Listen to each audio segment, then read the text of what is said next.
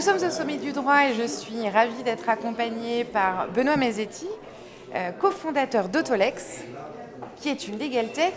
Est-ce que vous pouvez nous expliquer tout simplement ce que c'est Autolex ? Oui, bien sûr. En quelques mots, donc on s'est créé mi-2023 et on développe une IA générative spécifiquement adaptée au métier du droit. Donc complètement dans l'air du temps, IA, métier du droit, au sommet du droit, ça tombe bien. Exactement, on passait par là et on s'est dit que ça pouvait avoir de l'intérêt. Donc c'est en gros une solution en SaaS spécifiquement adressée à la fois aux avocats et aux juristes d'entreprise. Et alors qu'est-ce que fait l'IA pour les avocats et les juristes d'entreprise chez Autolex ?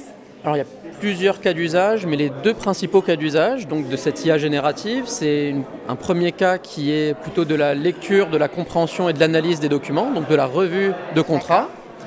Donc là, ce serait un peu le travail que ferait un juriste plutôt junior en première analyse d'un document.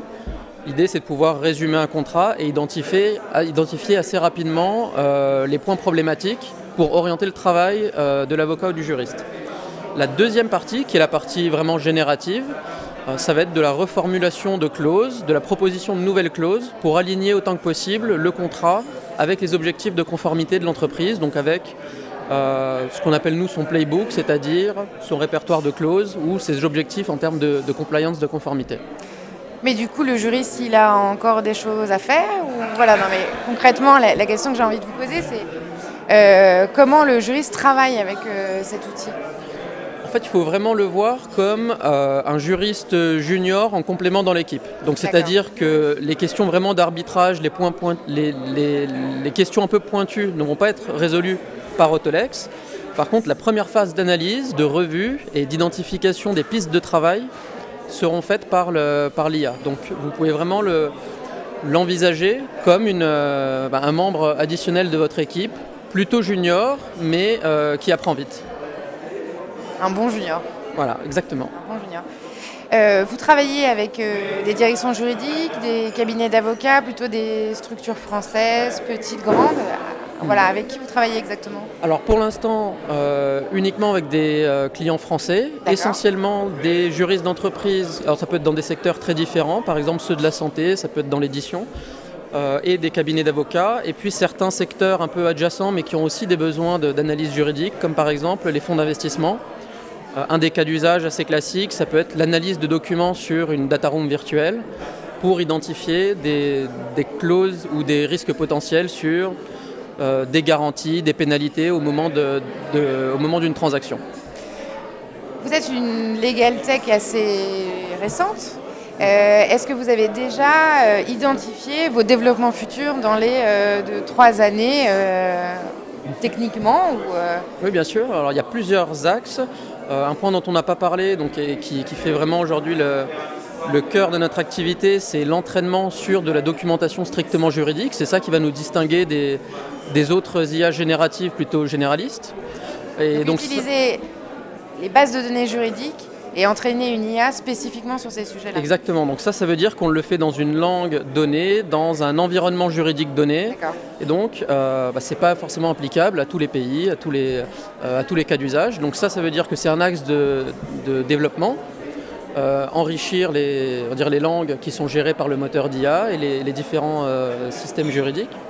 Ça, c'est un premier point. Et il y a aussi un point technique, un des principaux points techniques sur lesquels on travaille, c'est le développement d'API pour pouvoir intégrer notre solution à d'autres solutions dans l'environnement des legal tech, mais qui sont complémentaires aux nôtres.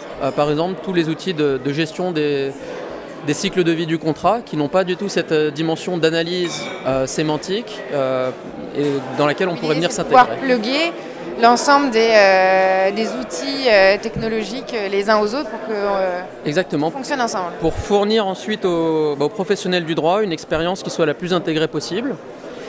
Et enfin, à plus long terme, et puis si vous regardez d'ailleurs le slogan d'Autolex, c'est « Let machines negotiate ».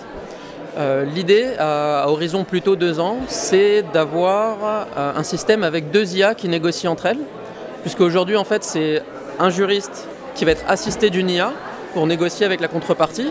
Mais donc vous avez un humain de chaque côté. Associé d'une IA aussi. Et à terme, vous pourrez très bien avoir les deux IA qui vont négocier entre elles. Et donc là, vous n'auriez les juristes que pour traiter les points de désaccord sur lesquels les deux IA n'arrivent pas à se mettre d'accord. Donc là, c'est plutôt la vision 2025-2026. J'ai du mal à imaginer, mais j'imagine que... comment vous l'envisagez, ça, deux IA qui négocient entre elles? Vous leur dites, voilà, tu peux négocier entre temps et temps. Alors en fait, comment est-ce que ça fonctionne? Chaque partie va avoir son propre répertoire de clauses, typiquement sur, prenons un exemple, les tribunaux compétents, ou la durée de conservation des données, enfin peu importe. Et donc la première partie qui va émettre le contrat va l'envoyer à l'autre, et là il va y avoir donc il va y avoir de la reformulation, un renvoi, et en fait quand je vous parle de clause idéale ou de clause non acceptable, il y a tout un spectre en fait intermédiaire. Bien sûr. Et donc c'est sur ce spectre en fait qu'on va jouer, et si jamais on arrive à des situations de blocage, c'est là qu'un humain va intervenir. Et en fait il y a un point qui est extrêmement simple à prendre, qui nous simplifie grandement la tâche. C'est que si on avait fait ça, si on avait voulu faire ça il y a quelques années, on aurait dû mettre en place et développer un standard de marché pour que ces IA communiquent entre elles. Grâce aux dernières avancées de l'IA générative, en fait, on a une chance vraiment inouïe, c'est que le standard de marché, c'est la langue naturelle. Donc ça va être de l'anglais, du français. En fait, les IA génératives telles que vous pouvez les utiliser aujourd'hui avec ChatGPT par exemple, vous leur parlez dans un langage naturel. Aujourd'hui, vous pourriez avoir deux IA qui vont discuter en fait dans un langage naturel.